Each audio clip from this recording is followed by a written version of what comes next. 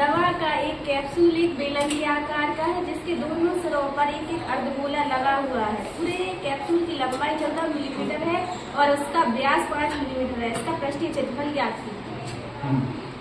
तो दवा का एक कैप्सूल है, उसमें उसकी टोटल लंबाई कितनी है? 14 मिलीमीटर और बेलनाकार आकार का है, लेकिन उसमें दोनों सिरों पर क्या है?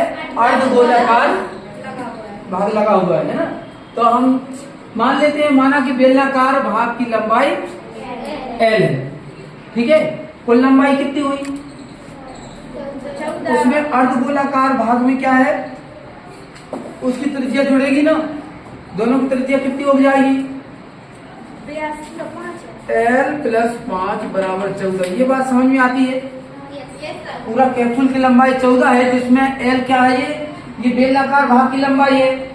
और 5 कौन सी होगी? 5 mm जो अर्धगोलाकार भाग है ना, तो उसका आदि मतलब त्रिज्या व्यास हो गया ना, अर्धव्यास, दोनों के अर्धव्यास जुड़ा है इसमें। तो L का मान कितना हो जाएगा? 14 - 5 कितना आएगा? 9 mm। ये क्या आ गया? बेलन की ऊंचाई या बेलन की लंबाई, है ना। तो अब देखिए, हमें कैप्सूल का क्या निकालना है? कैप्सूल का पृष्ठीय क्षेत्रफल बराबर, यहां लिखेंगे बेलनाकार भाग का क्षेत्रफल प्लस 2 गुणित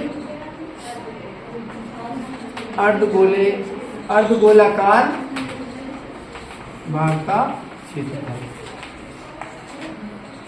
तो देखिए, बेलन का क्षेत्रफल क्या होता है? बेलन का भाग का मतलब बेलन का क्षेत्रफल क्या होता है?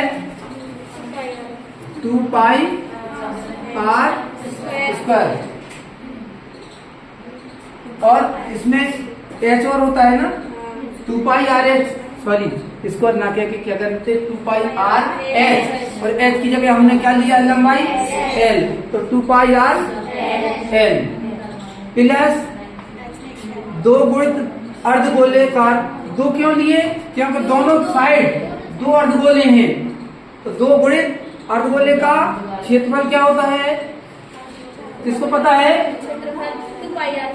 2 पाई r स्क्वायर। हाँ, गोले का पृष्ठीय क्षेत्रफल 4 पाई r स्क्वायर होता है, तो अर्धगोले का आधा कर देंगे, 4 का आधा 2, तो 2 पाई r स्क्वायर। क्लियर है? अगर ये दोनों सूत्र आपको क्लियर है तो इसमें कुछ नहीं है, बहुत आसानी से होगा। देखिए कैसे। अब हम इसमें देख रहे हैं 2 पाई r, इसमें भी 2 पाई r है, तो ये कॉमन ले लो तो सुविधा हो जाएगी। 2 पाई r, इसमें से L बचेगा और इसमें क्या बचेगा? 2 × r। एक r बचा ना, एक r आ गया बाहर। अब ये मान रख दो। मान क्या रख दो? देखो, व्यास कितना था? 5 mm, तो त्रिज्या कितनी होगी? 5 की आधी, 2.5। हाँ 2.5 भी कह सकते हैं, इसे 5/2 भी लिख सकते हैं। तो देखो, 2 पाई का मान 22/7, r का मान 5/2, और ये L का मान कितना निकाला हमने?